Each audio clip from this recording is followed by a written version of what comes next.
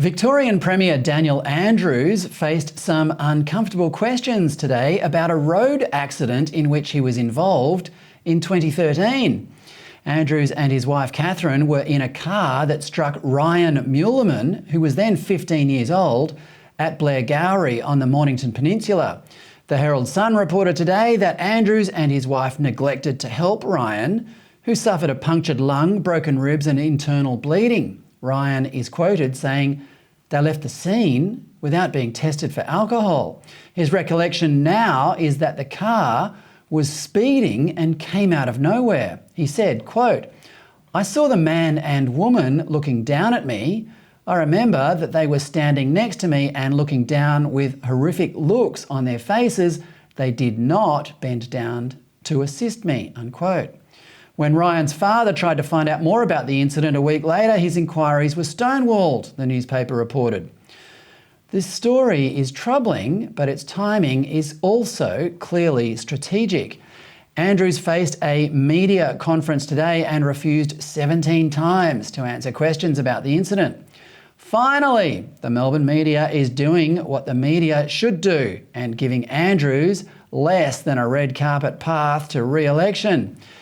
How will the rest of the campaign pan out? Well, let's ask the brilliant, articulate and thoroughly informed Deputy Executive Director of the Institute of Public Affairs, Daniel Wild. Daniel, welcome. G'day, great to be with you. First, it seems like the blowtorch is starting to be held to Daniel Andrews. Do you sense that there's a shift in the campaign? Is it getting more difficult for him?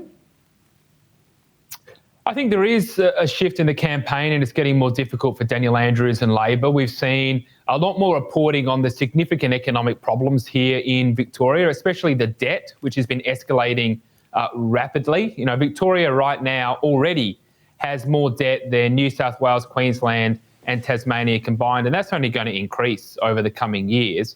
And I think that the election, whilst it's going to be very hard for the coalition to win, I think it will be much closer than what a lot of people think, because there is a lot of anti-Daniel Andrews sentiment in the outer suburbs. We saw big swings against Labor federally in those outer suburban seats. The challenge for the Liberals is that the people who swung against Labor were not as yet willing to give Liberals their first preference vote. Instead, they went to One Nation or UAP or the Liberal Democrats. So the question is, at the state election, will those who are unhappy with Daniel Andrews, primarily because of the lockdowns, will they then tick the box for Liberals in order to kick Daniel Andrews out? Or are they still a bit unsure about whether the Liberals are going to give them a good go? But like I say, I reckon it's going to be a lot closer than what the polls are showing at the moment.